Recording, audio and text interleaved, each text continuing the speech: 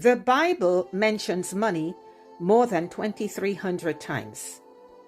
That is more than faith and prayer combined, because God wanted us to understand wealth, not chase after it or worship it.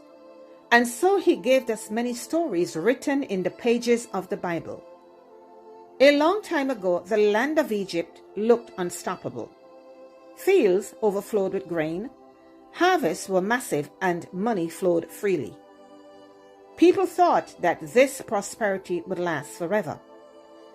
But when consulted, one man saw something others could not see. His name was Joseph. This story is found in Genesis 41. One night, the Pharaoh of Egypt had troubling dreams that no one could interpret.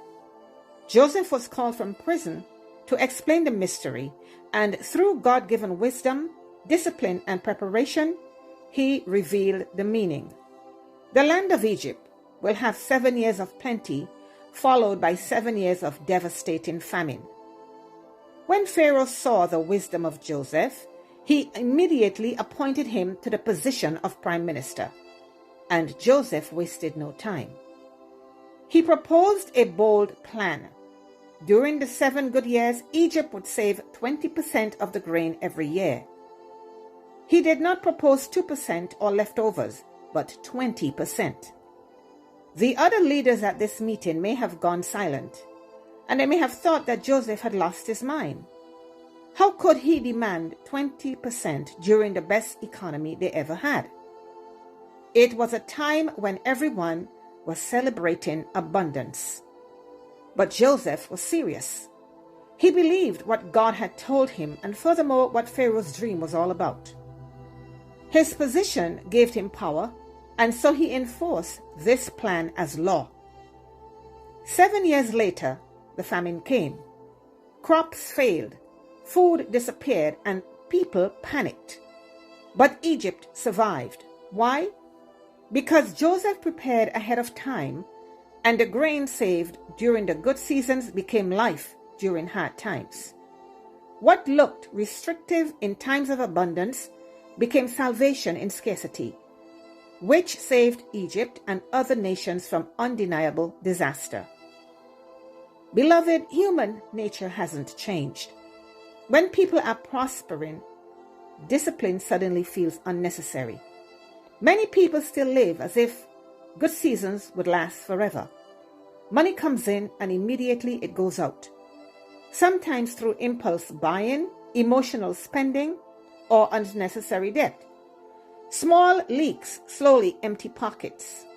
One online sale here and one unnecessary purchase there. And then suddenly people wonder, where did all my money go?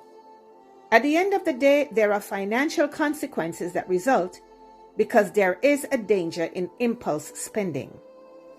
The Joseph principle is to live below your means. Good seasons are not only for enjoyment, they are also for preparation. Proverbs 30 says, "There are 4 things that are small on the earth, yet they are exceedingly wise, and one of them is the ant. Ants are creatures of little strength. They have no rulers over them, but they possess wisdom to work diligently and gather food during the abundant months to survive the harsh, scarce winter." This is a lesson in personal initiative, self-discipline, and smart resource management. Fiscal living means spending wisely, budgeting intentionally, saving consistently, and avoiding waste.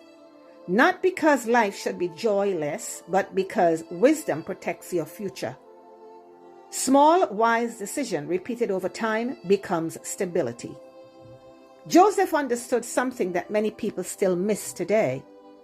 He saved Egypt with foresight, budgeting, and preparation. God still calls us to live wisely, save during abundance, avoid wasteful living, control impulses, and prepare for tomorrow. The greatest miracle is not sudden wealth. It's the wisdom to manage what you already have. Don't let temporary emotions drain your future. Live wisely. save intentionally, build patiently, because discipline today can become security tomorrow. Amen. Thank you for watching till the end, and if you enjoyed this podcast, please share and subscribe so you can continue to receive these weekly Bible stories. God bless you is my prayer.